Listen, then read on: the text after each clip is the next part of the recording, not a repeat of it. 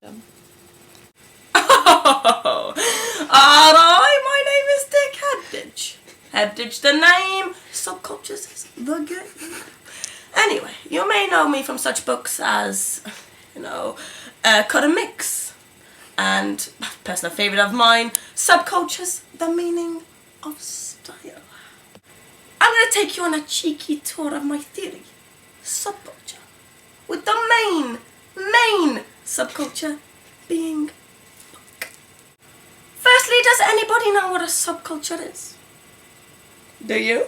Cheeky. Don't worry, Uncle Dick will tell you.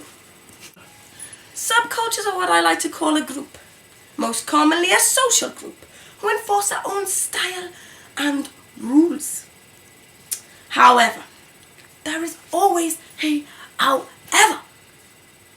In today's society, it's always changing, but social groups always dominate a society.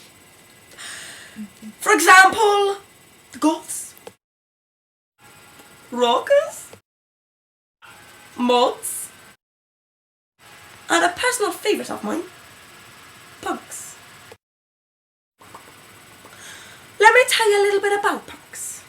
When the punk culture began, they were considered a threat to society and to family life. Everything about punks were alarming. Their style, their taste, but the main one being their very naughty behaviour. What can I say? Hopefully times have changed. But using punk as a cheeky example, we can delve further into why subcultures exist. Let me tell you a little story. Action. There once was a young girl called Pam. She liked her friends, but sadly they didn't like her. She didn't follow the same sort of interests as the other girls, She liked EastEnders, they liked Coronation Street. There was that big divide. However, when she was walking about, moping about being a sad little lass, she heard people talking about Peggy, Phil, and Grant Mitchell. She knew, oh yes, she knew, that these people were the types of people she wanted to be with. There you go. That's basically how subcultures began. What I'm trying to get at is that people with the same interests, the same style, the same sort of tastes, come together as a group.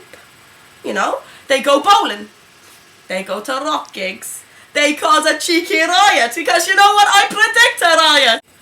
Now just before I go, I'm going to explain one more little term to you. It's called bricolage. Now punks are very famous for this, They like to turn everyday things upside down. Do you get it? Do you get it? Alright, I'll give you a cheeky example. Let's take a safety pin.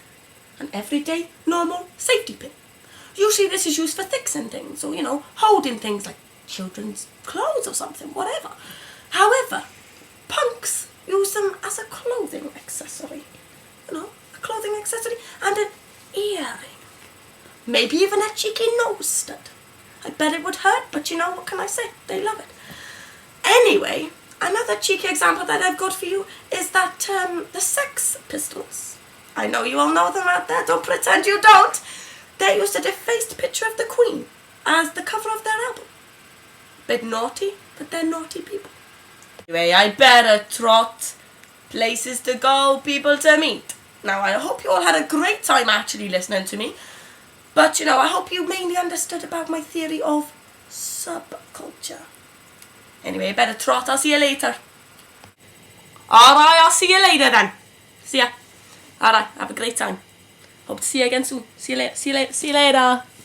Now, all of you creatures did absolutely swell, didn't you? Oh!